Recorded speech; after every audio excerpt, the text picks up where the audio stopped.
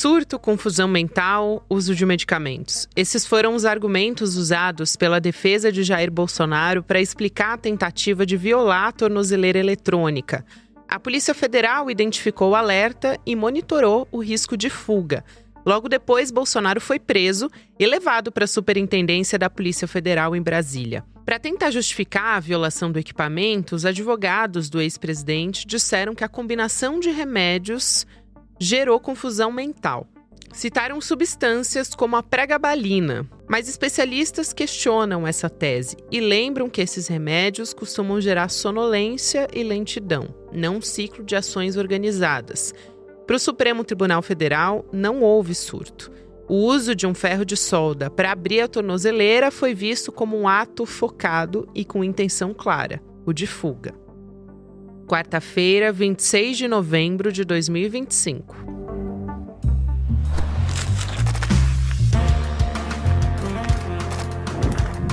Sou Gabriela Varela, esse é o podcast de Análise, com mais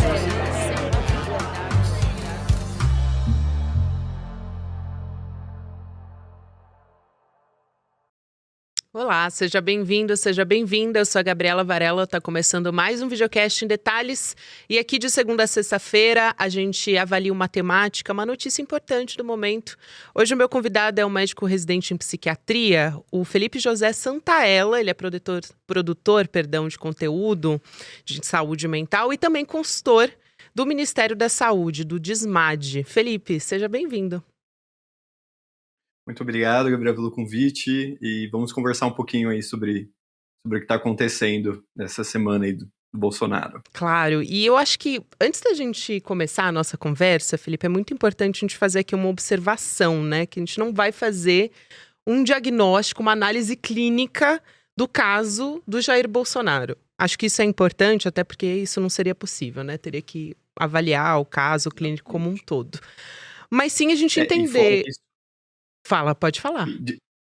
Desculpa, fora que isso também não está dentro do escopo, né? Eu acho que o objetivo maior é a gente discutir quais são os efeitos sociais que o discurso psiquiátrico traz desse acontecimento no final de semana. Isso é muito importante também entender como é que funcionam esses medicamentos, as questões que foram levantadas, né, a partir dessas justificativas do Bolsonaro na audiência de custódia que aconteceu no domingo. Então, recapitulando aqui, ele disse que ele estava com alucinação e paranoia de que tinha alguma escuta na tornozeleira e que passou a tomar um dos remédios cerca de 4 dias antes em que tudo aconteceu.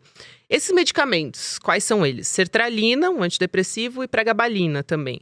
Então, antes de falar sobre a probabilidade desses medicamentos juntos causarem algo parecido com alucinação, como ele justifica, o que ele entende por alucinação, né? Eu queria que você explicasse o mecanismo de cada um desses remédios, né? Como é que eles agem no organismo? Fechou. Olha, a sertralina é um inibidor seletivo de recaptação de serotonina. Então, ela é um antidepressivo clássico que a gente tem disponível tanto no Sistema Único de Saúde, quanto tem também disponível de forma privada. E é um antidepressivo muito estudado, cuja função principal seria aumentar a quantidade de serotonina disponível no cérebro, inibindo a recaptação dela. A grande questão é que muitos anos a gente pensou que a depressão era causada pela falta de serotonina. Hoje em dia a gente sabe que não é a falta de serotonina e que, na verdade, a gente tem uma modulação fazendo com que esses resultados gerem mudanças de sintomas e, de consequência, melhora de humor. Ela pode ser usada também na depressão, no transtorno de ansiedade e até dentro de alguns tipos de dor crônicas que a gente pode acabar utilizando. Já a pregabalina, ela é um anticonvulsivante cuja ação é modular o receptor GABA e que também tem uma função de ajudar na dor neuropática e principalmente em diagnósticos como a fibromialgia. A gente sabe que no Brasil a gente não tem dentro do Sistema Único de Saúde. As pessoas que usam essa medicação no Sistema Único são as que judicializaram e a gente tem a função dela principal para modular o receptor e o estímulo da dor. De tal maneira também que a gente pode usar nos transtornos de ansiedade, essa medicação. Isso é muito importante. E aí, quais são os casos mais comuns, né, dos pacientes que fazem uso desses medicamentos? Em quais tratamentos eles são mais utilizados também? Então, assim, normalmente a sertralina ela é utilizada nos transtornos depressivos e nos transtornos ansiosos. E a gente tem, né, por exemplo, no Brasil, um problema que é uma medicação muito utilizada. Às vezes as pessoas usam até mais do que deveriam, no sentido de não usa durante o tempo adequado de tratamento. E a pregabalina, ela é utilizada nesse contexto, principalmente de dor crônica. Então a gente tem as duas principais usos dessas duas medicações. Entendi. E aí, falando da combinação desses medicamentos, né? Qual é a probabilidade, pelas pesquisas que a gente tem e pela experiência clínica que você tem também, Felipe, qual a chance do uso desses medicamentos combinados, né, causarem alucinação? Eu acho importante fazer esse esclarecimento porque não é toda pessoa que faz uso desses medicamentos que vão ter alucinação, né? Assim, pelo contrário, são medicamentos seguros, o uso, né, é seguro e a maioria não vai ter, não é isso? Exatamente. Eu acho que é importante a gente dizer, né, que dentro da psiquiatria, principalmente dos psicofármacos, a gente nunca trabalha com sempre e com nunca, porque a gente sabe que se você vai ler a bula dessas medicações, existem efeitos adversos extremamente raros que podem acontecer. E a gente sabe que, principalmente quando a gente mistura psicofármacos, pode haver uma tendência de acontecer alguns acontecimentos, principalmente quando a gente pensa na pregabalina, cujo papel também acaba sendo relacionado à dor, ela acaba causando uma depressão no sistema nervoso central. Isso muitas vezes pode, em algumas situações, causar uma alteração da sensopercepção e, de certa maneira, pode gerar algum sintoma cuja sensação de estar sendo perseguido e por aí vai. E aí que entra um ponto importante, né, que é tentar entender o que é isso que ele chama de paranoia, né? Porque a Isso. paranoia, nesse cenário, ela vem muito mais relacionada a essa ideia de que você sente que tem alguma coisa acontecendo, normalmente perseguindo você, como se sentir monitorado, filmado, ou até mesmo como alvo de algum complô, por assim dizer. Eu ia justamente perguntar isso, qual que é a diferença, né, da avaliação clínica de uma paranoia, que você entende enquanto psiquiatra, que a medicina entende, e como o termo é utilizado no senso comum, como as pessoas podem utilizar esse termo, né? Você fez até um vídeo na sua rede social, que é bastante didático, sobre o uso instrumental da medicina como uma narrativa de proteção. Então, que tipo de consequências uma retórica ela pode trazer até para a credibilidade de diagnósticos psiquiátricos reais? A gente tem pessoas que estão em sofrimento, que precisam realmente fazer o uso da medicação, né? É importante a gente pensar que a paranoia como um fenômeno, ela normalmente é muito raro de ela acontecer de um momento específico numa circunstância específica. Como ela vem numa sensação que é uma crença, ela vem muitas vezes relacionada com o ambiente. Então, por exemplo, a pessoa ela sente que ela está sendo monitorada dentro de casa, então ela já está numa sensação de inquietude há um tempo, e que essas coisas, quando a gente mistura com a alucinação, que é o quê? A alucinação é justamente você ter uma alteração da sua senso-percepção. Então, por exemplo, uma alucinação visual é eu estar vendo uma coisa cuja você, por exemplo, não está vendo. Já a paranoia é a sensação de perseguição que isso acontece. E quando a gente tem o delírio, é quando essas duas coisas, e é uma categoria psicopatológica, ou seja, uma descrição de um sintoma e de uma descrição de um acontecimento que leva a algo que não está relacionado. Então, por exemplo, eu começo a achar que eu estou sendo perseguido, por exemplo, por alienígenas, e aí esses alienígenas estão mexendo na minha casa e eu começo a agir em função disso. Então, eu começo, por exemplo, a não sair de casa, eu começo a tapar todas as minhas câmeras, eu começo a desconfiar da comida, então eu começo a agir em função disso. E o grande perigo que a gente acaba observando é que quando a gente transforma esse uso no uso popular, a gente muitas vezes leva com a questão do contexto. Então, muitas vezes as pessoas usam no contexto popular paranoia para dizer um pouco sobre essa sensação de que de um estranhamento. Muitas vezes a pessoa que você está intoxicada sobre efeito de alguma substância, então ela está na paranoia, alguma coisa assim, ou por exemplo, você está paranoico com o seu relacionamento, está paranoico com o seu parceiro, com a sua parceira, Então você fica com essa sensação de estranhamento. Só que é importante dizer que normalmente a paranoia ela é infundada. Então se você está desconfiada do seu parceiro e você tem um motivo para isso, não necessariamente é uma paranoia. E aí qual que é o perigo disso? É que quando a gente usa os termos clínicos para descrever os nossos acontecimentos, a gente tem uma mistura do conhecimento popular e do conhecimento técnico. E aí é muito difícil a gente saber do que se trata, sendo que a gente não estava lá. Sendo que eu não sou o médico que está avaliando lá e ele não passou por uma avaliação de um perito. Mas o efeito que isso tem na sociedade é justamente daquilo que é interpretado.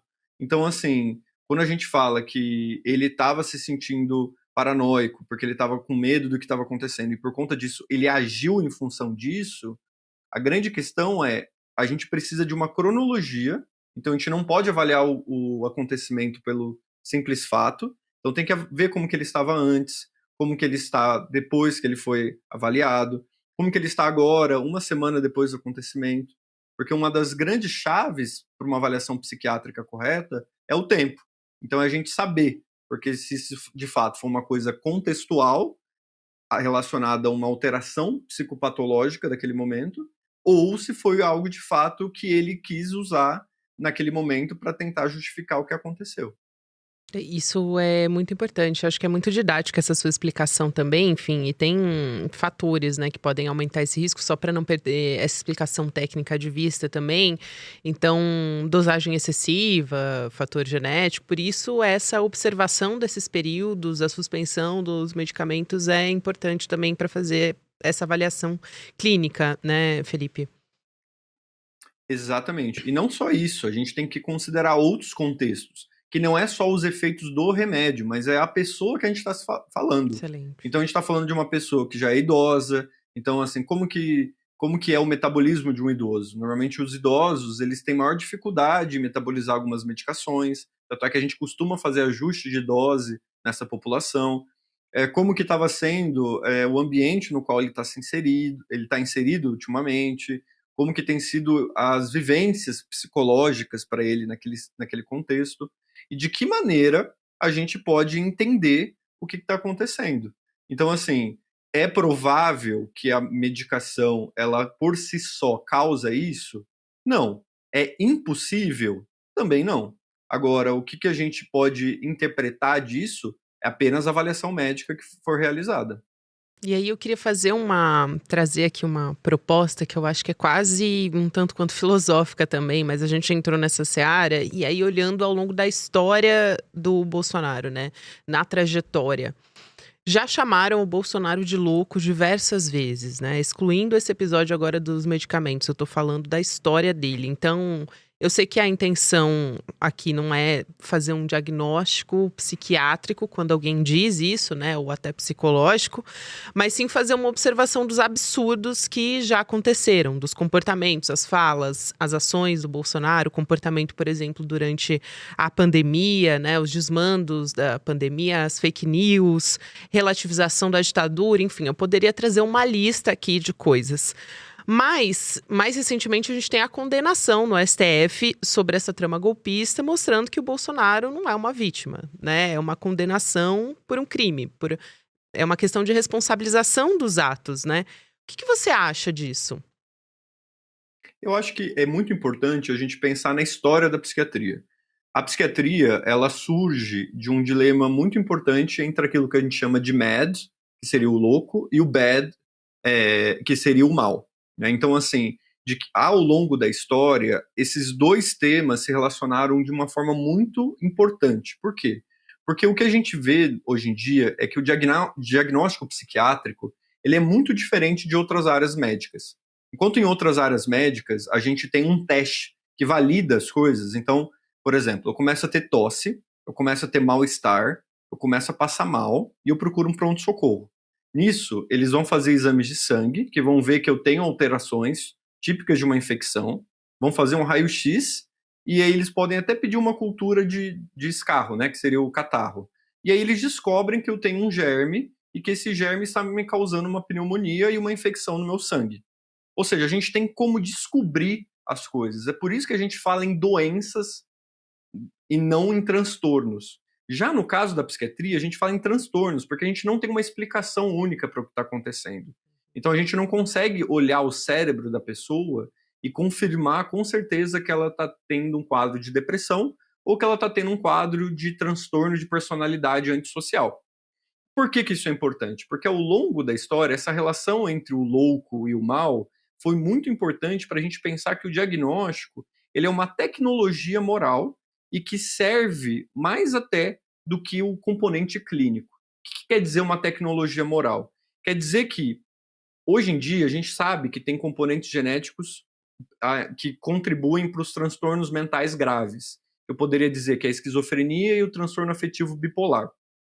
Há 200 anos atrás, as pessoas poderiam olhar as pessoas que estavam tendo um episódio psicótico ou um episódio maníaco e acharem que aquilo, na verdade, se trata de uma pessoa má. Então ela está fazendo uma coisa errada. E não algo que tem uma explicação biológica, que tem um fenômeno social por trás. E por que isso é importante? Porque, de certa maneira, ao longo da descrição psicopatológica, que quando eu falo psicopatologia, né, é importante esclarecer o que é isso. Claro. Eu estou falando nada mais é do que a descrição do que está acontecendo e o entendimento daquela descrição, que aí eu posso classificar como um sintoma. Enquanto o pulmão eu consigo avaliar, eu não consigo avaliar o que a pessoa está falando só, isoladamente. Eu preciso de uma descrição mais detalhada. E aí, o que está acontecendo por trás disso tudo? É que, ao longo da história, a gente tem uma tendência a olhar comportamentos errados de pessoas e atribuir isso à loucura. Então, a pessoa faz certas coisas e a gente acha que a única maneira de explicar isso é através da loucura. E isso é uma coisa muito perigosa, inclusive, porque, ao mesmo tempo que a gente vê hoje o aumento do diagnóstico psiquiátrico, o aumento da identidade psiquiátrica, a gente vê ainda o aumento da psicofobia e do estigma quando a gente pensa nessa questão do que é a loucura, né? Então, assim, o que é a esquizofrenia, o que é a paranoia, o que é o delírio, o que é a pessoa com transtorno afetivo bipolar. E aí, o que acaba acontecendo é que o diagnóstico psiquiátrico é uma forma de entender o sofrimento da pessoa. E não é uma forma pela qual ela vai ser isenta da responsabilidade da vida. Uhum. Então, um ponto importante para a gente dizer é, independentemente se ele tem ou não um diagnóstico, isso não exclui ele das responsabilidades. E eu acho que esse é o ponto principal para a gente pensar. E não é necessariamente olhar o diagnóstico como um justificador de condutas. Porque as pessoas podem ter diagnósticos totalmente diferentes e nem por isso ser uma justificativa. Obviamente, tem circunstâncias que esses dois campos das leis e da psiquiatria se sobrepõem, principalmente quando a pessoa não tem um discernimento do que está acontecendo e ela acaba agindo conforme aos controles das regras sociais e, por isso, também vai ser responsabilizada, mas de uma maneira diferente. E esse é o ponto principal. Então, assim, uma pessoa que comete um crime, mas tem um quadro psiquiátrico, ela não quer dizer que o quadro psiquiátrico dela vai justificar o crime dela. Mas isso vai passar por uma determinada avaliação que vai permitir com que a gente possa pensar em quais são as condutas subsequentes. No caso específico do Bolsonaro, o que a gente percebe é que usar o argumento da loucura para tentar justificar o que ele fez, nada mais é, de certa maneira, de a gente mostrar como culturalmente a gente pensa a loucura como sociedade brasileira. Então, assim, a gente pensa a loucura como essa coisa abominável, essa coisa que está fora dos nossos limites. Mas será que é isso mesmo? E, de certa maneira, o que a gente perde como sociedade quando a gente começa a falar sobre isso, sabe? Nossa, isso é excelente. Eu até pensei, e acho que é bastante acessível também para as pessoas. A gente ouve muito dizer, esse cara é um louco quando a gente vê, por exemplo, um caso de estupro, sendo que a gente está falando de um crime. Então, todos os homens, né, que já estupraram mulheres são loucos. Eu acho que essa é uma questão fundamental que você coloca aqui. Então, como diferenciar quem está instrumentalizando o transtorno, né, e a discussão que é muito séria sobre saúde mental, você tocou no ponto da psicofobia, e eu acho que com a desinformação, o preconceito, né, com transtornos mentais E vendo essas manchetes e essas justificativas todas, né, como é que elas influenciam e atingem também quem realmente precisa, para quem depende dos medicamentos e de um tratamento de fato? Eu acho que isso é um ponto muito importante, porque a gente está falando de uma população que é historicamente excluída da sociedade, inclusive tem pouca pressão social dentro do próprio Sistema Único de Saúde. Então, durante a minha residência, uma coisa que eu acabei vivendo de perto foi justamente mães de pessoas com autismo nível 2, nível 3 de suporte, pessoas com quadros de esquizofrenia que tiveram um benefício cortado. Então, a gente está falando de pessoas que não têm uma pressão e um poder social muito, muito evidente. E aí, o que acaba acontecendo é que esses discursos aumentam o estigma em relação a essa população e, principalmente, posicionam aquelas pessoas de um olhar distinto, né? Que é justamente sobre essa questão do uso político da psiquiatria, que é essa ideia de que esse discurso vai permitir com que o comportamento seja aceitável ou não. E assim, eu acho que esse é o ponto maior dessa discussão, é que quando a gente olha o discurso psiquiátrico na cultura, é interessante a gente pensar, né, que há muitos anos atrás as pessoas não falavam sobre sintomas. As pessoas não falavam assim, eu estou ansioso. As pessoas, né? Então, assim, essa coisa da cultura ser um fenômeno resultante também da psiquiatria. Existe um livro muito interessante, que eu acho que é importante para a gente pensar sobre isso, que é o Neoliberalismo como Gestão de Sofrimento Psíquico, foi produzido pelo Safatri, o Dunker e o Nelson da Silva, que fala justamente como esse momento histórico que a gente está vivendo dentro da sociedade ocidental permite com que a gente olhe o discurso social, econômico, cultural através de termos da psicologia. Então, isso está cada vez mais comum, e de que maneira esses discursos alienam a gente do que está acontecendo, deixam a gente alienado do que está acontecendo. E, ao mesmo tempo, vai excluindo essas pessoas que precisam do acompanhamento, justamente por não terem pressão política e justamente por estarem à margem da sociedade.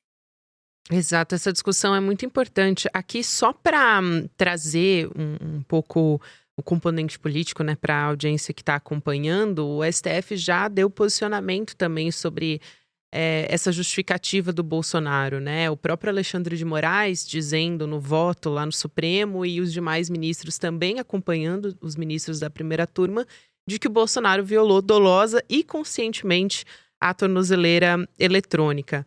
Agora, para a gente também seguir adiante nessa discussão e ainda nesse escopo que você está tratando, tem um vídeo até que você gravou nas redes sociais, e é por isso que a gente está conversando aqui, porque ele é bastante didático.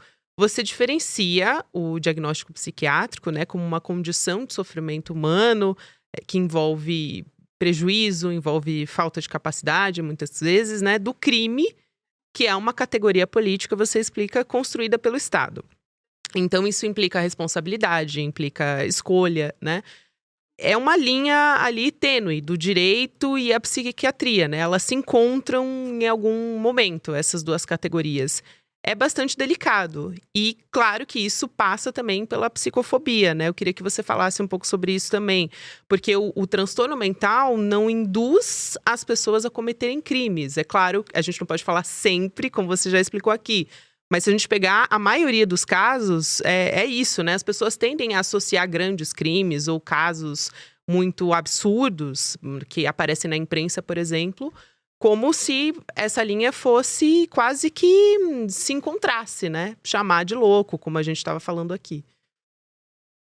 Eu acho que esse entra num ponto importante, que é justamente a da psiquiatria forense, que é uma área específica dentro da psiquiatria, cujo escopo está justamente em realizar perícias. Então, por exemplo, você acabou comentando agora, né, que foi a decisão do STF, né, do que foi comentado. Por exemplo, é possível que a defesa do Bolsonaro peça uma avaliação de um médico psiquiatra perito para ele avaliar a situação que aconteceu e ele fazer uma descrição sobre o que aconteceu perante o que estava avaliando e dizer se aquilo é provável ou não. E com essa avaliação desse psiquiatra perito, o juiz vai acabar falando, olha, eu acho que isso envolve ou isso não envolve. A grande questão é que a gente está falando de uma intersecção que é muito complicada, justamente porque juízes não sabem sobre saúde mental e psiquiatras muitas vezes também não sabem sobre a parte legal. Então, a grande questão é, embora historicamente essas duas coisas estiveram muito correlacionadas, hoje em dia a gente sabe o quão complicado é o limite entre uma e a outra.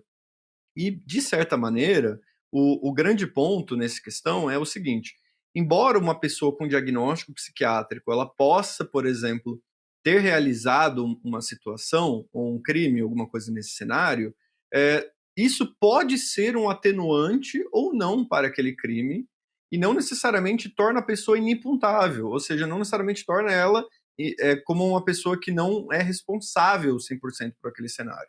Um exemplo muito clássico dentro da psiquiatria, a gente pode pensar no caso da psicose puerperal. Então, por exemplo, quando uma mulher acaba de ter um filho, então ela pare uma criança e ela acaba desenvolvendo um quadro psicótico, ou seja, muitas vezes com uma sensação de perseguição, um estranhamento da realidade, às vezes até com algo voltado para o bebê e acaba cometendo um crime contra o próprio filho. É uma situação que acaba acontecendo muitas vezes. E aí, quando ela vai passar por uma avaliação, a gente pode ver isso e tentar entender justamente se aquilo aconteceu dentro da vigência do sintoma ou não.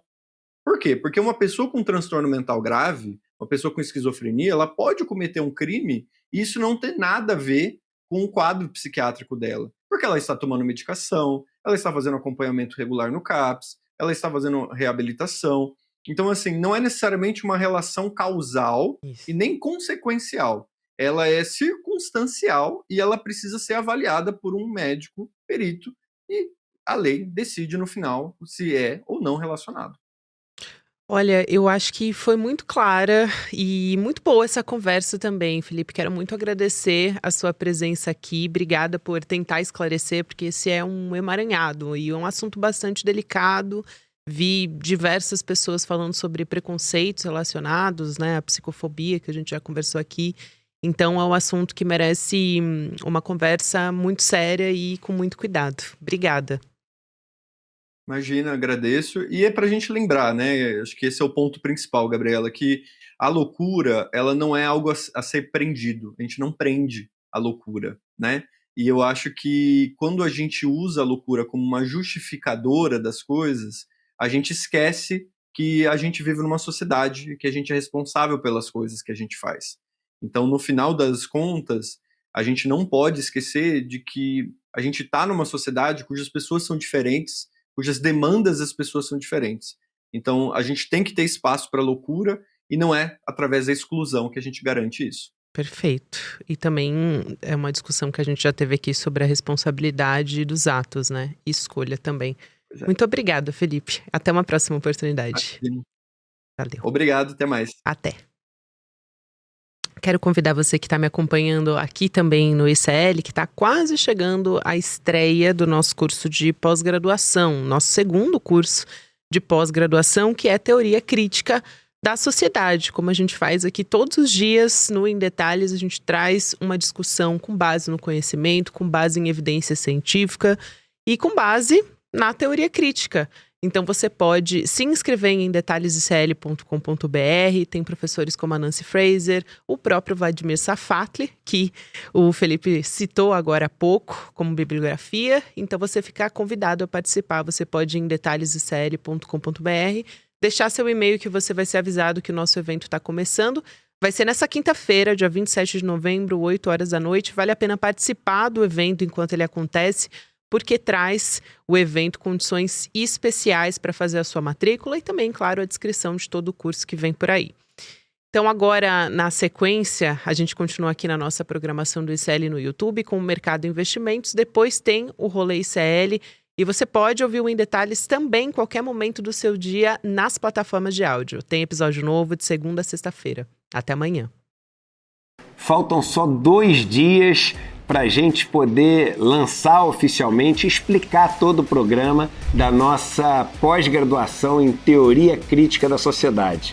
Primeira vez no Brasil que esse curso é oferecido, um curso super demandado fora do Brasil, e a gente vai mostrar para vocês que não é qualquer curso, é um curso com os melhores professores do planeta e com um roteiro incrível para vocês poderem aprender, com valor absolutamente acessível para todo mundo, muito mais barato do que cobram, né, outros cursos no Brasil que não oferecem 1/10 do que a gente vai oferecer. Quase simbólico para o que a gente vai estar ali oferecendo para o pessoal. E daqui a 2 dias a gente tá junto. O ICL está em todo lugar, na palma da sua mão, na TV da sua casa e até nos seus ouvidos.